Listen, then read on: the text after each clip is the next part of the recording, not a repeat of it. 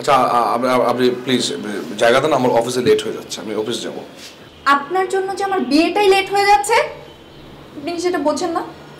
আমার মতো ছেলেকে বিয়ে করে একটা বেয়াকুবের মতো কাজ করবে, তার চেয়ে বরং তুমি একটা ভালো সুন্দর ছেলে দেখে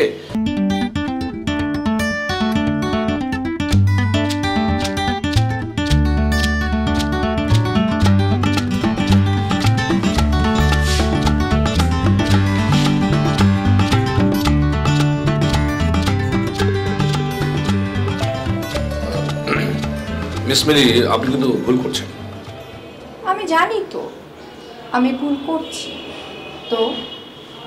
তাহলে আচ্ছা আপনি প্লিজ জায়গা দেন, আমার অফিসে লেট হয়ে যাচ্ছে, আমি অফিস যাব। আপনার জন্য যে আমার বিয়েটাই লেট হয়ে যাচ্ছে আপনি সেটা বোঝেন না?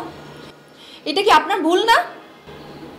ইয়াকুব ভাই, বিয়ে করাটা একটা ফরজ কাজ। ইয়া আল্লাহ, তোমার কি কোনো দয়া মায়া নাই? এই মেয়েকে আমি কেমনে বুঝাই, কি যে করবো আমি কিছুই বুঝতে পারতেছি না। এই যে হ্যালো, কি ভাবছেন আপনি? হ্যাঁ বলেন শুনি। না মানে ভাবতেছি যে তুমি এমনিতে একটা সুন্দরী মেয়ে, তাছাড়া বাড়িওয়ালার বোন, সব কিছু মিলে তুমি কেন এরকম একটা আমার মতো ছেলেকে বিয়ে করে একটা বেয়াকুবের মতো কাজ করবে?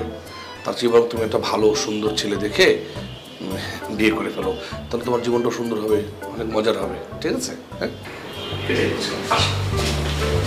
ইয়াকুব শুনো না, আমি না জীবনে অনেক ছেলে দেখেছি জানো, তোমার মতো এত খাঁটি এত নির্ভেজাল পুরুষ একজনও দেখি নাই। তুমি কোনো মেয়ের দিকেও তাকাও না। কোন জায়গার অঙ্ক যে কোন জায়গায় পাঞ্চ করতেছে।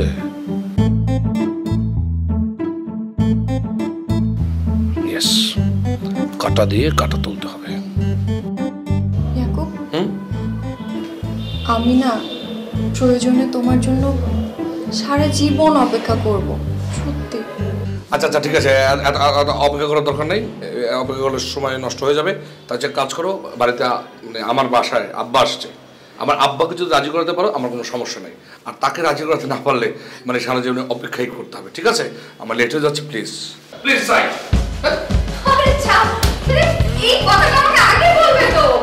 বাবা এসেছে, বোকা বোকা।